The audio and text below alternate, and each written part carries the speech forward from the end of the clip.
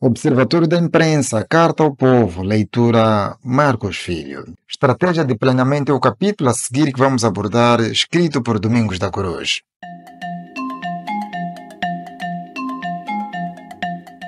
O planeamento não é uma tentativa de predizer o que vai acontecer. O planeamento é um instrumento para raciocinar agora sobre os trabalhos e ações que serão necessários hoje para que merecemos o futuro. O produto final do planeamento não é informação, é sempre o trabalho, escreveu Peter Drucker. Já Nelson Mandela dizia: não existe nenhum passivo fácil para a liberdade em lado nenhum, e muitos de nós teremos de atravessar o vale da sombra da morte, vezes sem conta, até que consigamos atingir o cume da montanha dos nossos desejos. Para aumentar as chances de sucesso, os líderes da resistência precisarão formular um plano abrangente de ação capaz de fortalecer as pessoas que sofrem, enfraquecendo e destruindo a ditadura e construindo uma democracia duradoura. Para realizar tal plano de ação, uma avaliação cuidadosa da situação e das opções para uma ação efetiva é necessária. Para além da tal análise cuidadosa, tanto uma grande estratégia quanto as estratégias específicas de campanha para conseguir a liberdade podem ser desenvolvidas. Embora relacionados, o desenvolvimento da grande estratégia e das estratégias de campanha são dois processos separados. Somente após a grande estratégia ter sido desenvolvidas, as estratégias específicas de campanha específica podem ser plenamente desenvolvidas. As estratégias de campanha precisarão ser concebidas para atingir e reforçar os grandes objetivos estratégicos. Todo planeamento estratégico, entretanto, exige que os ideólogos da resistência tenham uma compreensão profunda da situação do conflito, incluindo a atenção a fatores físicos, históricos, governamentais, militares, culturais, sociais, políticos, psicológicos, econômicos e internacionais. As estratégias só podem ser desenvolvidas no contexto da luta particular e dos seus antecedentes. Os objetivos valem uma grande luta e por quê? É fundamental determinar o verdadeiro objetivo da luta. Nós argumentamos aqui que o derrube da ditadura ou a remoção dos ditadores atuais não é suficiente. Os objetivos destes conflitos têm de ser estabelecidos de uma sociedade livre com um sistema democrático de governo. Clareza sobre este ponto influenciará o desenvolvimento de uma grande estratégia e das estratégias específicas que se seguem. Clareza sobre este ponto influenciará o desenvolvimento de uma grande estratégia e das estratégias específicas que se seguem. Particularmente, os estrategistas terão que responder muitas questões fundamentais, tais como: quais são os principais obstáculos para alcançar a liberdade?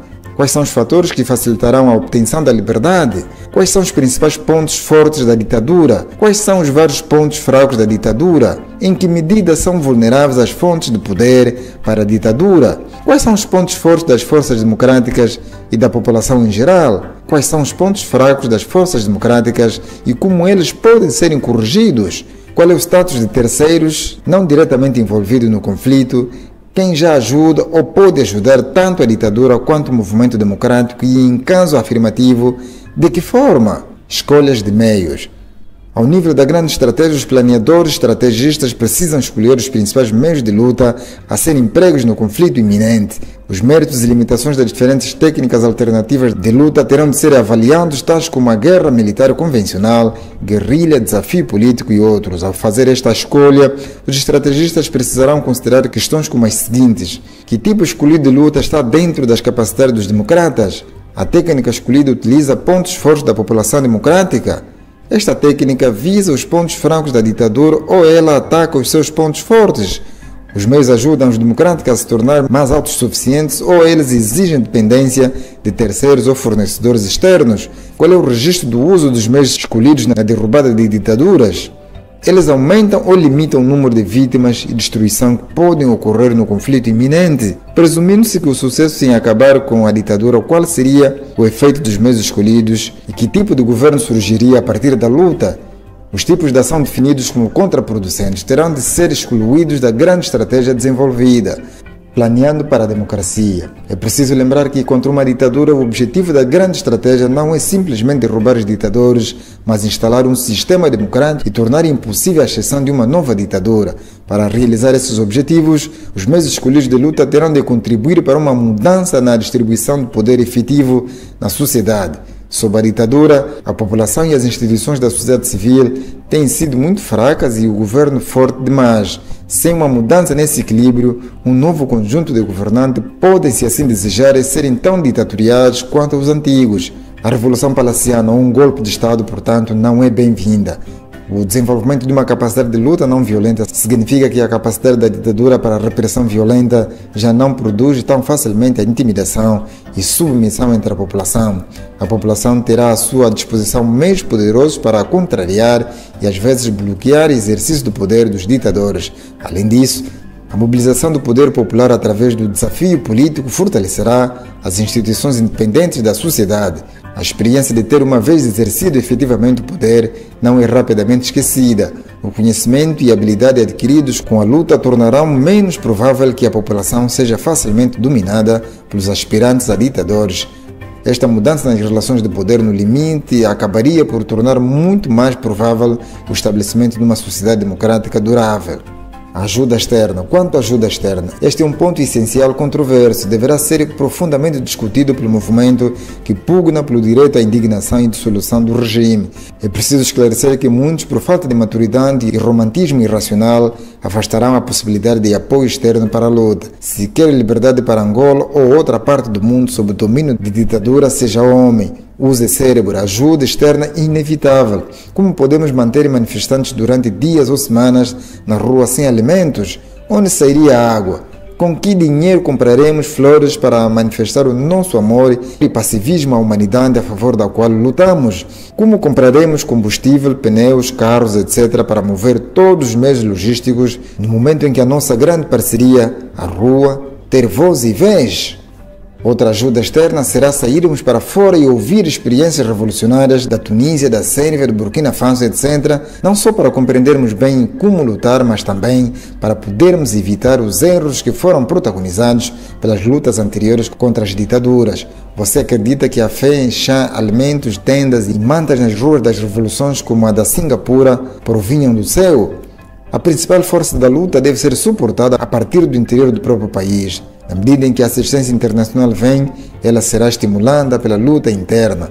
Como um modesto suplemento, esforços podem ser feitos para mobilizar a opinião pública mundial contra a ditadura. Por razões humanitárias, morais e religiosas, esforços podem ser feitos para obter sanções diplomáticas, políticas e econômicas por governos e organizações internacionais contra a ditadura. Estes podem assumir a forma de embargos econômicos e militares de armas, redução dos níveis de reconhecimento diplomático ou rompimento das relações diplomáticas, proibição de ajuda econômica e a proibição de investimentos no país ditatorial, expulsão do governo ditatorial de várias organizações internacionais e dos órgãos das Nações Unidas. Além disso, a assistência internacional, tal como a prestação de apoio financeiro e de comunicações também podem ser fornecidas diretamente às forças democráticas, mas tudo isso só virá por meio da nossa capacidade de mobilizar o mundo e dar sinais claros de que temos um projeto político-filosófico de nação. Este projeto deve ser dado a conhecer. Há diferença clara entre ajudar-nos com meios para a conquista da nossa liberdade e dar-nos a liberdade. Não confundamos. São completamente distintos. Se houvesse patriotas de ricos disponíveis para a ajuda das forças democráticas, eu preferiria o dinheiro proveniente do angolano, mas todos minimamente racionais sabem quem possui dinheiro, de onde provém tal dinheiro e a que grupo pertence. Por isso, fontes financeiras angolanas para a revolução estão fora de hipótese. Aliás, a forma como apossaram-se do erário é um dos motivos da luta. Fonte financeira angolana para a revolução, só milagre. Formulando uma grande estratégia. Após uma avaliação da situação, a escolha dos meios e a determinação do papel da ajuda externa, os projetistas da grande estratégia deverão esboçar grandes linhas a forma como o conflito poderia ser bem conduzido. Este plano amplo abrangeria do presente até o futuro da libertação e da instituição de um sistema democrático. Na formulação de uma grande estratégia, esses projetistas na luta precisarão para fazer uma série de perguntas. Como a luta de longo prazo deverá começar? Como pode a população oprimida reunir suficiente autoconfiança e força para agir e desafiar a ditadura, mesmo que inicialmente de forma limitada? Como poderia ser aumentada a capacidade da população a aplicar a não cooperação e desafio com o tempo e a experiência? Quais poderiam ser os objetivos de uma série de campanhas limitadas para recuperar o controle democrático sobre a sociedade e limitar a ditadura? Existem instituições independentes que sobreviveram à ditadura que poderiam ser usadas na luta para estabelecer a liberdade? que instituições da sociedade podem ser recuperadas do controle dos ditadores ou que instituições precisam ser criadas pelos democratas para atender às suas necessidades e estabelecer esferas da democracia mesmo enquanto a ditadura continua. Como pode ser desenvolvida a forma organizacional na resistência?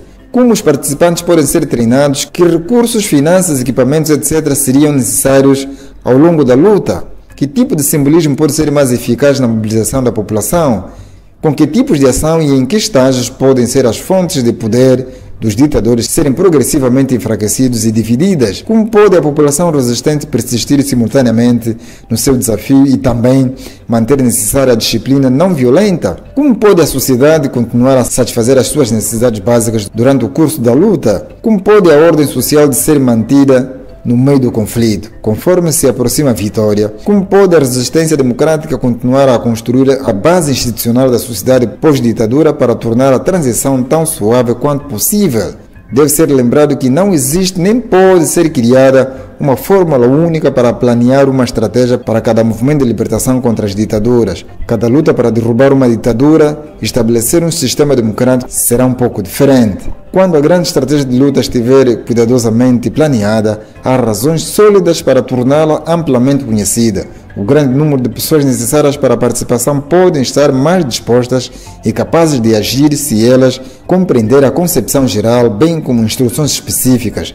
Este conhecimento pode potencialmente ter um efeito muito positivo no seu moral, na sua vontade de participar e agir adequadamente. As linhas gerais da grande estratégia chegariam ao conhecimento dos ditadores em qualquer caso, e o conhecimento das suas características poderia potencialmente levá-los a serem menos brutais na sua repressão, sabendo que isso poderia voltar politicamente contra os próprios. A compreensão das características especiais da grande estratégia poderia potencialmente contribuir também para a dissensão e deserções no próprio campo dos ditadores.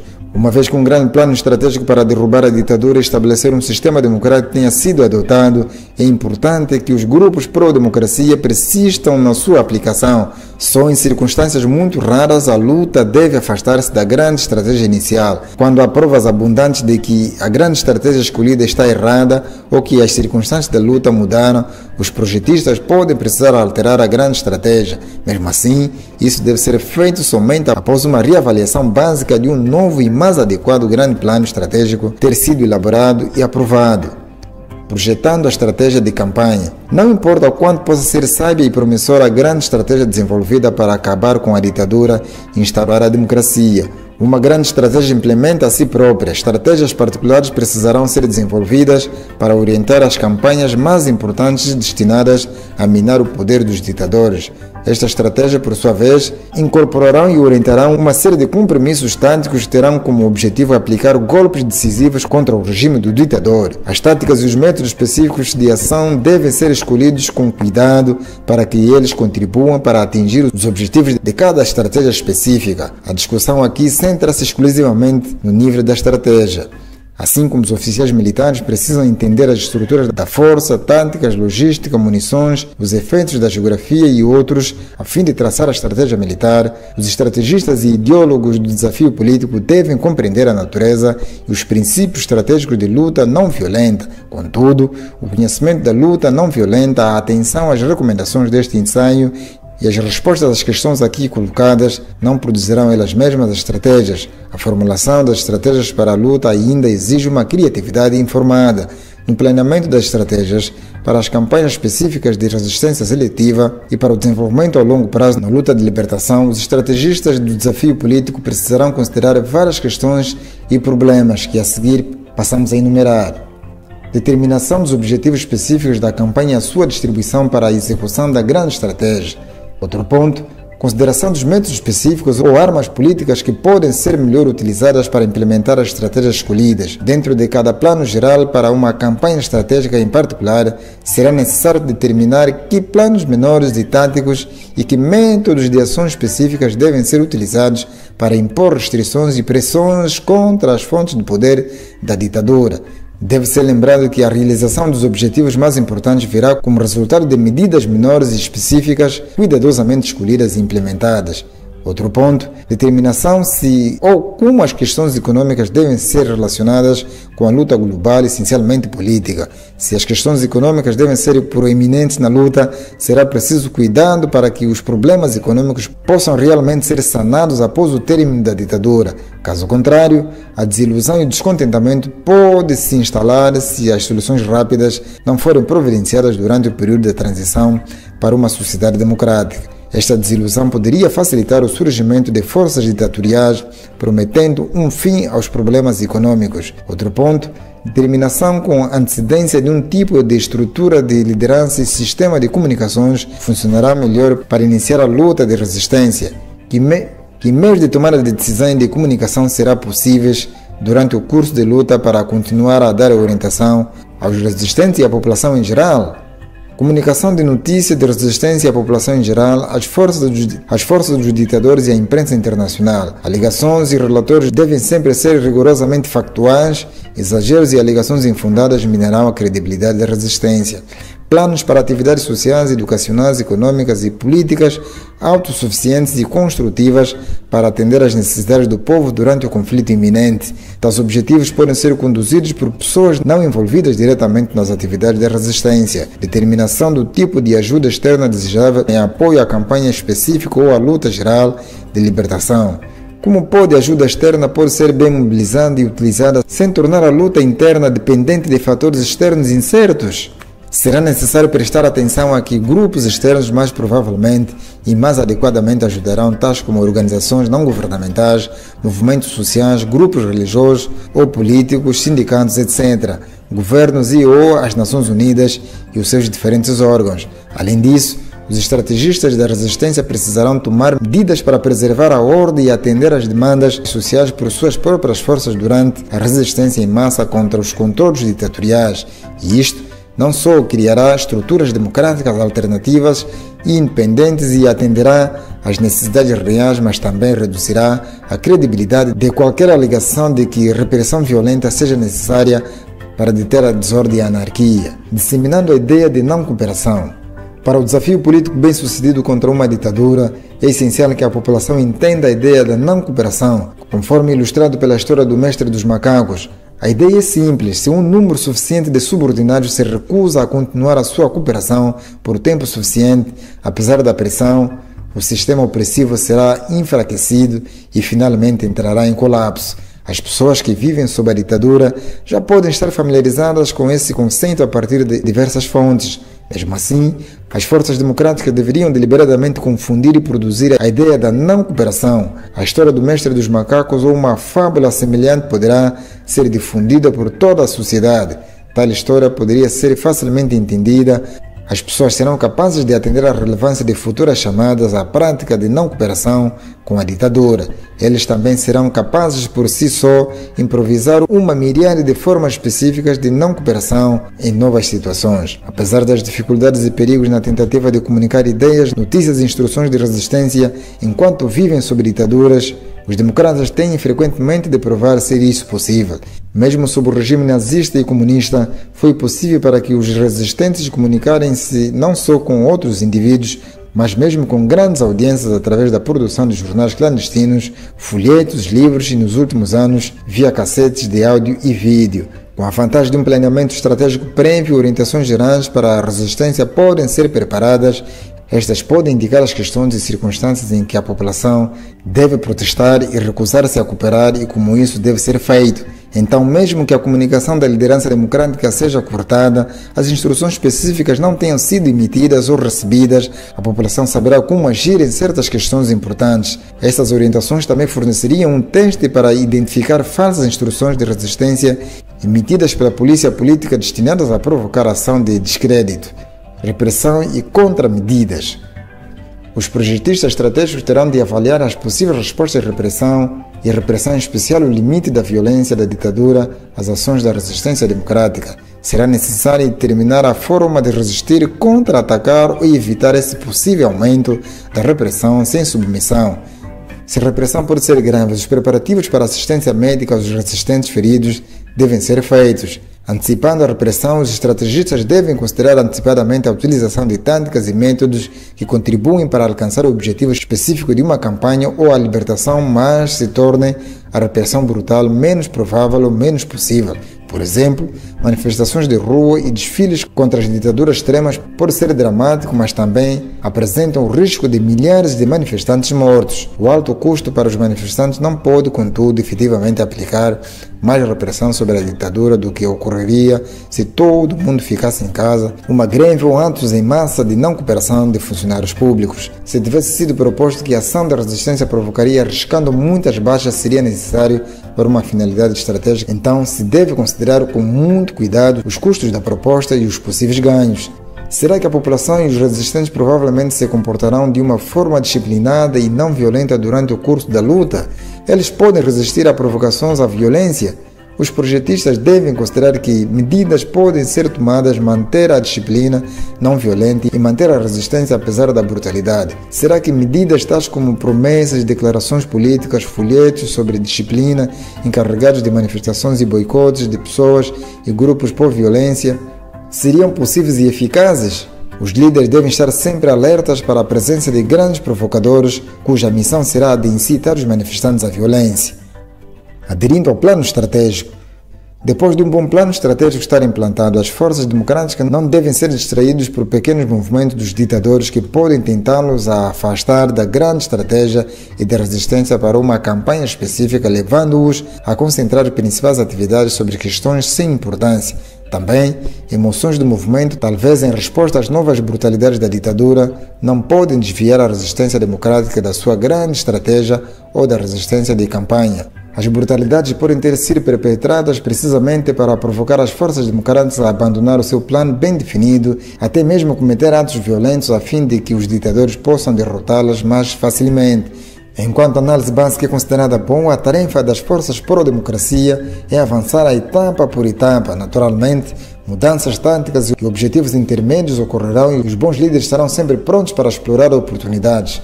Esses ajustes não devem ser confundidos com os objetivos da grande estratégia ou os objetivos da campanha específica.